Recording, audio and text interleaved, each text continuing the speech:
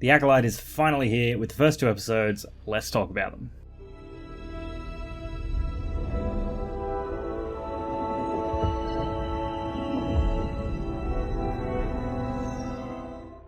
Hello there! So episode 1 of The Acolyte called Lost and Found, and episode 2 called Revenge Justice. This was a very promising start to the series for me. I really loved everything we saw with only a few minor issues here and there.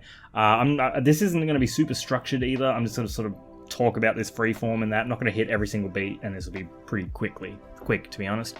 The opening scene, which was the clip that was previewed a while ago, has May going to hunt down Jedi Master Indara, and I absolutely adore this fight scene from start to finish. I love the wire work, the hand-to-hand combat, Indara refusing to draw her lightsaber until absolutely necessary, and May using the Jedi's strength against them, like their ability to need to save innocent people. The same tactic used by the Inquisitors in Obi-Wan Kenobi. I was reminded a bit of the Eternals here with how this show is going to go down, where we're getting like the story in the present day, and then later on through flashbacks we'll get more context as to what is happening in the present. As we've seen in trailers that Indara is still going to be in the show, obviously in flashbacks, and of course a young Torben as well. I did not expect that just 2 episodes in we would have both Indara and Torben dead and gone so quickly. That really definitely caught me by surprise, and I think that's kind of cool. I wasn't expecting it, so I was legitimately shocked by that. I'm very intrigued and swept up in the mystery of the show. May being sent to hunt down 4 Jedi in particular, Indara, Torben, Kelnaka, and Sol, because of something that happened on Brendok, I believe they said 16 years ago. So Brendok is where Mother Anastasia and her coven was operating, it seems. So now I want to know a couple of things. Is Mother Anastasia actually May and Osha's mother, or is everyone in the coven, do they all just take the name Anastasia, or is she actually their biological mother? That's something I want to know. Also, May is a twin. This was rumored, and I believe it was spoiled as well. I sort of thought it was the case after seeing one of the trailers, but I also thought it may have been May pretending to be 2 different people to avoid detection, but no, she is a twin confirmed. And I'm actually glad that they showcased that in the very first episode, and didn't even really use it as a twist for the audience, but rather for characters in the show. And I'm not gonna lie, I actually liked that a lot, because I saw a lot of people trying to really spoil the twin thing, and like try and ruin other people's before they'd seen it. And it's like, oh well, the second scene in the show, oh, she's a twin, like it. I don't know, I kind of liked that they didn't try and make it a mystery and reveal at the end of the season, oh, it's different people, whatever. I like the fact that she's a twin. It's cool. And it reminds me of that Old Republic story trailer we got. I haven't played the Old Republic in a long, long time, but there's like a whole cinematic about twins, one bad, one good, stuff like that. So I feel like we're getting something like that, where Osha has obviously went to be a Jedi and stayed good, and May has obviously gone towards the dark. Really excited to see that play out, because it's a very simple and sort of, I don't want to say cliche thing, one twin good, one twin bad, but it's always fun. I'm excited to see it play out. Amandla Stenberg, I think, is wonderful playing these 2 characters. I'm very invested in the mystery surrounding her and what happened on Brendok. Amandla's been great in all the promo and interviews for this show. She's just great, and she's a joy to watch, and I love her characters already. So I want to know what happened on Brendok so bad. Did the Jedi show up looking for Force sensitives, and they found May and Osha? Maybe they wanted to take Osha but not May, but then they said that they were too old and they shouldn't have been trained because they were around 8 years old. So that's another thing where it's a nice cautionary tale, being like, well, look what happened. We took in someone who was too old, and look what happened, which is why they didn't want to take in Anakin at his age in The Phantom Menace. Or like maybe the Coven didn't want them to take anyone, they didn't want anyone to go with the Jedi, and an altercation broke out. May thought Osha was dead, Osha thought May was dead. A lot going on, and I'm excited that I don't know what's happening just yet, and I'm excited to learn more as it goes on. I like how, I think Torben said before taking the poison, says something like, we thought we were doing the right thing, and then offs himself. Very intriguing, and I like how already the Jedi are already kind of being painted as not as noble and upstanding as they might think they are, which is very cool to me. Special shout out to Lee Jong-jae as well. I think he is absolutely incredible as Sol here, especially as English is not his first language. He just has this great sincerity to him, and he's just very warm and inviting, and I honestly just love watching him in this show. He's been great. Yord, very stiff and by the book, and I like that Jeki is a bit of a foil to him, being a little bit more outspoken and a little bit more loose, I guess. And I'm very much looking forward to seeing more of both of them. I actually enjoyed them both quite a bit. Indara and Torben, obviously we've had very, very little time with them so far. But honestly, even just seeing Torben there sitting in his little force bubble and seeing how powerful he was and his willingness to accept that he's done something bad in the past and to kill himself as a result, I am so intrigued by Torben and just what happened. I need to know. The mystery hook has got me, and I'm in for it.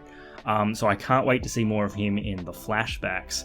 I am dying to know what's the go with Darth Smiley. That's what I've been calling that guy. I think he's just called the Master at this point, I'm not sure. So he has sent May on a mission to kill 4 Jedi. But she has to provoke them into attacking her or something? I don't know. I'll have to go back and do a little bit of a breakdown on what he says to her and of what young May and Osha say to each other in that little sequence, because there was some cryptic stuff being said there, and I want to dig into that into another video. Yeah, I like the look of the show. I think it looks nice. It feels real and practical. I don't think they filmed on the volume a whole lot in this show, if at all. I'm not entirely sure.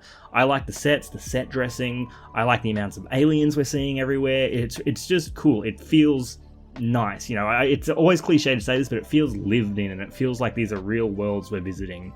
And I just really like it. I think there was only one scene where someone was superimposed on a green screen, and that looked a little bit off, but I think it was only really that one moment. Now, my friend did point out that the show looked very grainy, and I didn't notice it at first until they pointed it out. And I don't know if it was just a product of streaming with shitty Australian internet, or even something deliberately added in post to achieve that effect, or if they actually shot on film, which I doubt it because everything's so digital nowadays. But yeah, the show just looked like it had a lot of film grain to it, and it was one of those things where, like, I didn't really notice it at first, but once it was pointed out to me, I couldn't stop noticing it, and I was just like, oh, that looks a little bit odd. It looks kind of weird, but yeah, just an observation. For main criticisms, I didn't have many, just a few things here and there. Honestly, to me, Vernestra Rowe, Rebecca Henderson, felt a little bit wooden. Her dialogue actually felt the most like the prequels, where everything was very stiff and flat, and I didn't feel like I was getting a lot of emoting from her. That being said, she is playing a Jedi Master who's over 100 years old at this point, and it kind of fits that she is a bit more stern, a bit more no-nonsense, so it kind of works. But in contrast to everyone else, she just felt a little bit different. A personal thing, I absolutely hate it when a character has their back to a drop-off of a ledge or is talking, and then without really being provoked, they slip backwards and fall. That happens with Osha here, and it's just one of those tropes that annoys me. I can't help it. It's just one of those things that just drives me insane. So that was the only real thing that kind of irked me. As for the runtime, I thought they used the time that they had perfectly fine. I think I clocked both episodes at around 37 minutes, not including the credits. And I thought they made good use of the time. I know a few people were upset that the episodes seemed quite short. I thought they were honestly fine. I think episode 1 probably flowed a little bit better than episode 2, and I think the second episode maybe ended a bit more abruptly than the first, but to me, honestly, not a major issue. I was pretty satisfied with what we got in the first 2 episodes. And I think that's about it. I don't have a heap more to say right now on the episodes. I had a lot of fun with them. I thought they were great. I'm intrigued by the mystery. I can't wait to see where it's going to go in the remaining 6. I'm really excited, and I'm very I'm not going to say I'm pleasantly surprised, because I expected the show to be good, and I think it's good so far, so I'm very happy with that. Moving on, I'm going to go to my bingo card, which is this, and this is for the entire season, and we'll see how we have gone. Let me just get a brush up. All right, and let's go through this. First up, we got a couple on this week. May as a twin, we got that. I know I'm sort of cheating on that one because it was sort of rumored / leaked, but yeah, I'm doing that. No new force power. Smiley hasn't killed anyone yet. No Nihil. Ahch-To. We don't know if that was Ahch-To that Smiley and May were on at that thing. I thought it might have been, but no confirmation yet, so we can't add that just yet. No, nothing there. No. I got a bad feeling about this. I think Yord said that, I think. Someone falls down a hole, which I'm going to give myself because Osha fell off the ledge, which that was one my girlfriend actually gave me. So thank you to her. And I'm going to give myself the Force Dream as well, because that was with young May and Osha, who that girl that played young May, really good, really creepy performance. Well done to you. May the Force be with you. I've said we've got it at least 3 times in the season, and we've got it once so far, so I should make like a little tally. No Chosen One prophecy, and catches something with the Force. Yes, Indara caught the knife with the Force before getting stabbed in the heart with one. So not a bad start to the bingo card. On only 2 episodes in, we've still got a lot of weeks to go, and hopefully I actually get a bit of a bingo this time. Anyway, that is going to do it for me. I rambled on enough about this show. I had a lot of fun with it. I really did. Can't wait to watch more. I'm really excited for this show.